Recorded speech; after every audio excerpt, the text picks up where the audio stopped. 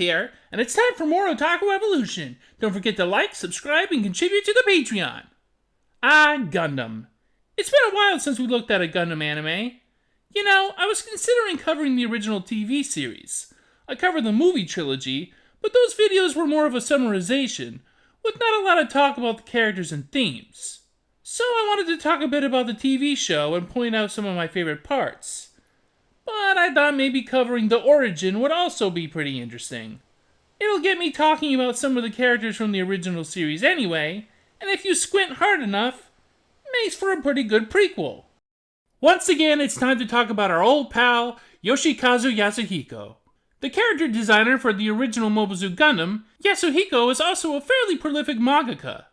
So in 2001, when he started a manga adaptation of Gundam, with the blessing of Yoshiyuki Tomino, it only made sense. While the manga, Mobile Suit Gundam The Origin, followed the story of the TV show fairly closely, it did have its fair share of original content.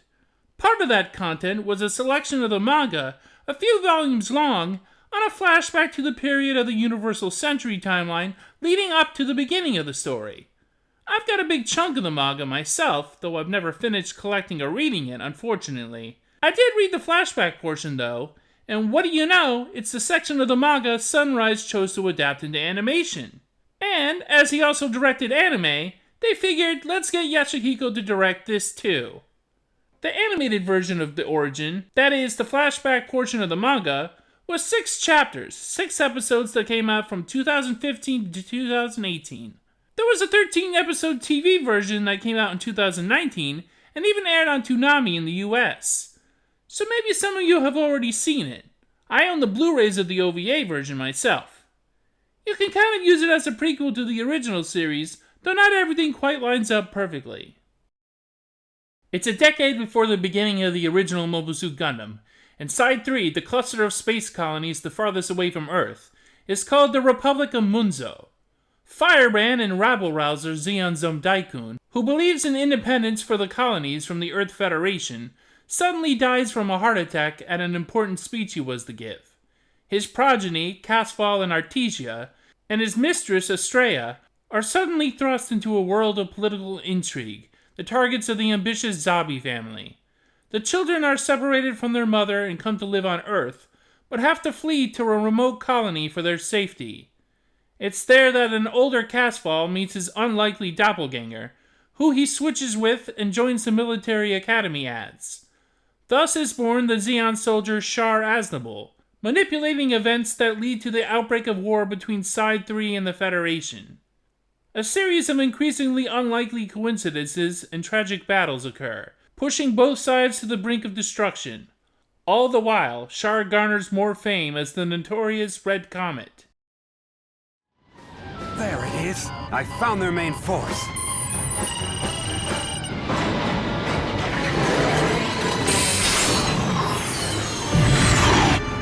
Be amazed at what I am capable of, Almighty One! Generally speaking, our main character, and sometimes our only real character, of this OVA is Casval. The workings of the Universal Century pre-war are steeped in the actions of Casval, or Edward, or Char. The origin plays out like a Forrest Gump where instead of bumbling through history, Char intentionally manipulates and forges it, taking part in almost every major event leading up to the original series. Who took part in the Military Academy Rebellion? Who was an early adopter of mobile suit technology? Who intentionally let General Revel escape to prolong the war? Why, Char, of course! Young Casval has ice water in his veins, coldly, methodically shaping history while his father is still warm in his grave. A person of many talents, who makes the most of his luck and attracts supporters, albeit at arm's length, Zeon Deikun, Char Aznable, the man who would become known as the Red Comet, is part of a startling number of key events in the history of the One-Year War. It's almost as if, I don't know, this whole thing was from his own perspective. All eyes will be on the battle at Loom. It could be the opportunity of a lifetime for you three.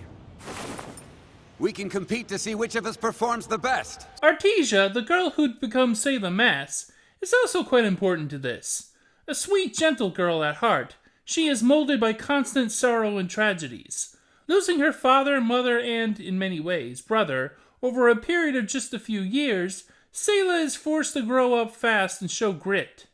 This OVA does a lot to humanize a character that, frankly, always kind of left me cold.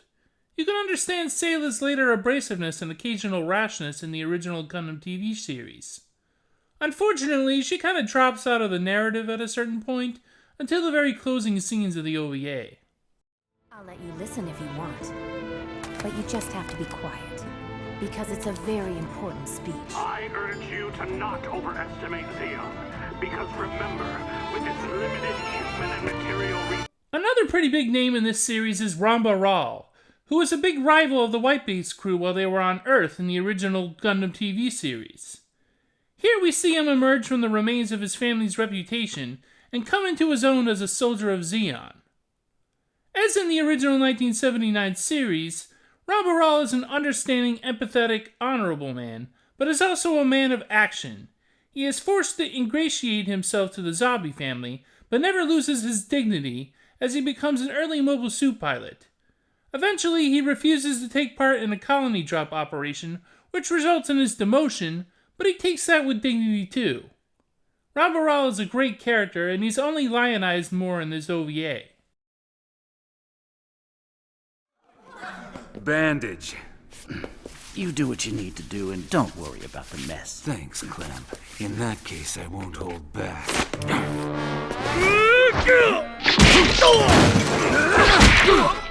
Lurking behind many of the events in this OVA are the members of the Zabi family.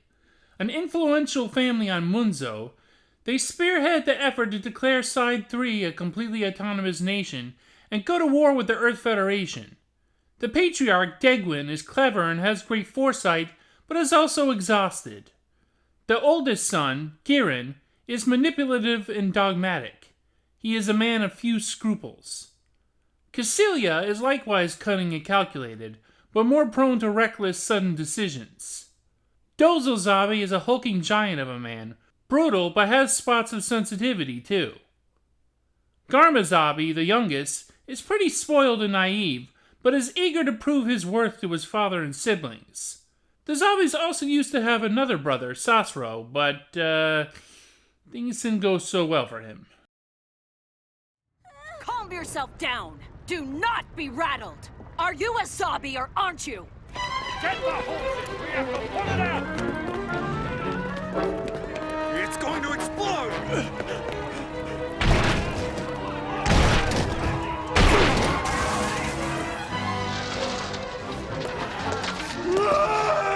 There are plenty of other characters too. Lala Soon, who becomes important to Char later on in the war, is shown as a girl whose rare gifts are being exploited by crooks. General Revel is the biggest presence from the upper echelon of Federation officers, a respectable leader among some not-so-respectable peers. He plays an important role in the final chapter. Tem Ray, the mobile suit designer behind the RX-78 Gundam, is a visionary engineer in the shadow of Monofsky, a complicated man and neglectful father, but makes a big contribution to the outcome of the war. Then there's the future White Base crew, characters like Amuro Ray, Fraubo, Kai Shiren, Hayato Kobayashi, and Mirai Yashima, who make mostly token appearances, though Amuro and Frau are given a little more to do. This OVA is mostly about Char, so these characters just fill up the world around him, but it does allow for good world building.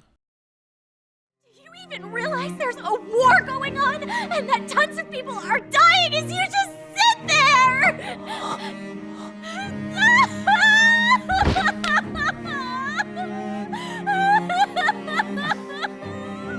I'm sorry.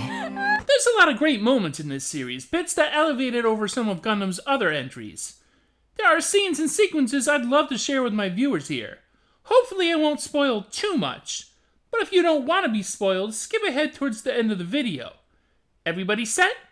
Okay, let's get to it. In the climax of the first episode, a young Casval and Artesia find themselves in a gun tank, piloted by Crowley Hammond, Ramba Ral's close confidant. When the Federation and Munzo security forces try to prevent their escape from the colony, Casval takes action. activating the weapons and firing on his enemies. Now, while this is extremely unlikely, it's still a great scene that gives you solid examples of the characters of Casval and Artesia, where the former wants to fight and the latter just wants peace.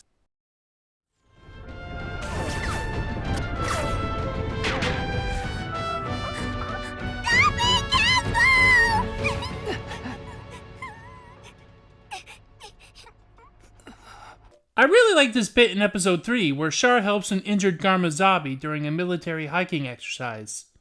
He's obviously getting close to Garma to get closer to the rest of the Zabi family, and thus carry out his revenge, but there's a little hint of genuine affection in the gesture.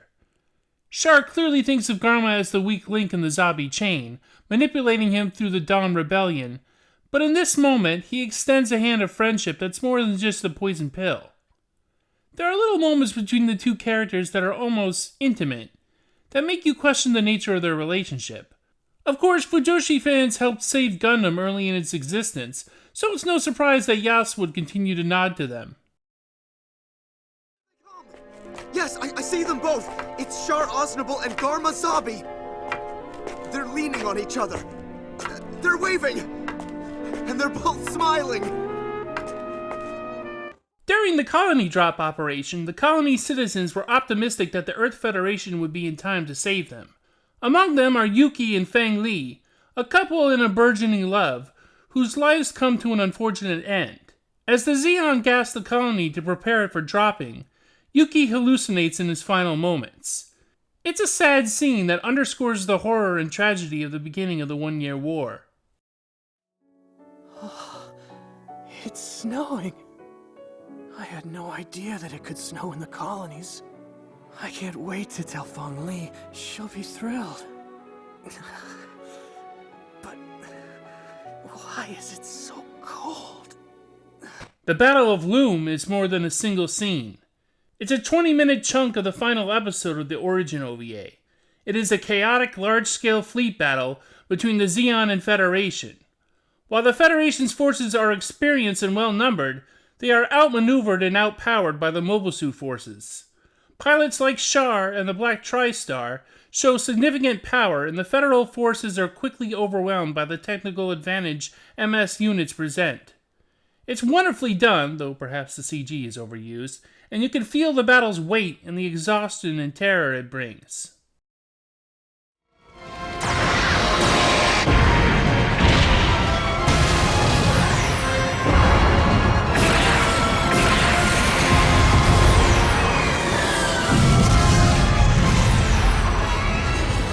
Now that we've got all that positive bullshit out of the way, and speaking of bullshit, let's get to the real overarching pattern of this OVA. That is, that Char is a little too aura-maxing. I mean, as a kid, he impresses Cassilia while in handcuffs. He fires a gun tank's weapons. He's clever enough to take on another person's identity. Is the best at all kinds of physical activities in the academy. He can hoop. Helps lead a rebellion against security forces, rescues Lala from deadly criminals, is one of the early Mobile Suit pilots, takes out ship after ship in the Battle of Loom, and recognizes what Rebels' escape would mean for the war. Give me a fucking break. Are you telling me that this one guy is an ace in pretty much every facet of his life?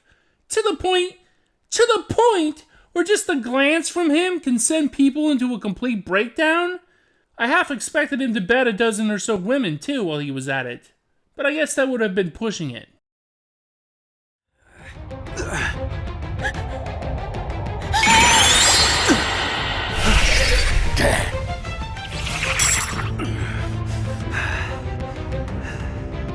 You just got lucky.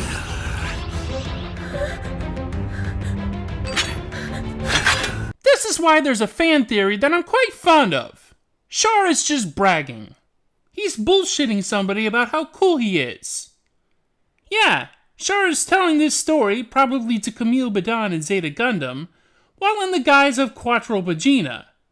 He's just bragging to Camille about how great Char is, without letting on that he is Char. It's really the only way you can account for Char being so over-the-top great in almost every way in this. But notice he also makes himself kind of a psychopath, which means that Char doesn't even know that that's a bad thing. It perfectly squares with Char's later motivations and actions in later parts of the Universal Century. The stuff about Ramba Ral being awesome too is just him being magnanimous to his fellow ace. Notice how the Black Tri-Stars are giant assholes, Dozel is an emotional wreck, Garma is a total embarrassment, and Cassilia is a complete monster. He has less to say about Giran or Degwin because he didn't know them. And of course, the Federation is incompetent, tripping over themselves, except Temray, whose Gundam was too revolutionary to beat. At the time of Zeta, Char was fighting the Federation's Titans group, so he had to exaggerate their incompetence and corruption, though not by much.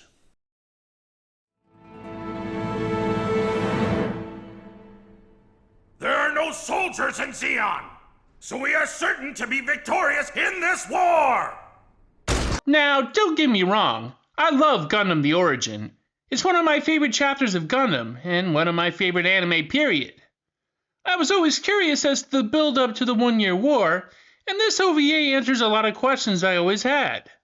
Sure, it's technically a flashback from the manga, which doesn't completely line up with the original TV series, but differences like gun tanks being available well before the Gundam can be waved off. It has character and thematic arcs, it complements the series really well and fills out some characters, and the production values are mostly excellent. Yeah, it glazes Char to a ridiculous amount, even to me, and Char is one of my favorite anime characters. However, I think it's an excellent OVA overall, and should be in the collection of every Gundam fan, especially those into the Universal Century timeline. Just be sure to also read Yas's manga at some point. I'll have to finish it myself. I think that such words would come from my own father, Zeon Daikun's closest comrade. What was it that Daikun said? Did he not declare us the future of humanity? That Spacenoids would be the new species that will usher us into the next stage of human evolution. And that's enough Otaku evolution for now. Expect me to take another look at Gundam sometime later this year, or early next year. Until then, that's the end of this long road of robot-related anime. It's time we get to a shonen fighting title. But which one? I wonder. Until then, see ya! Lieutenant Dren. You should all be listening to this. And I take it as a sign from God that I must do something to redeem the loss. The curtain is about to rise on a new act. A second act in which I guarantee there's no God.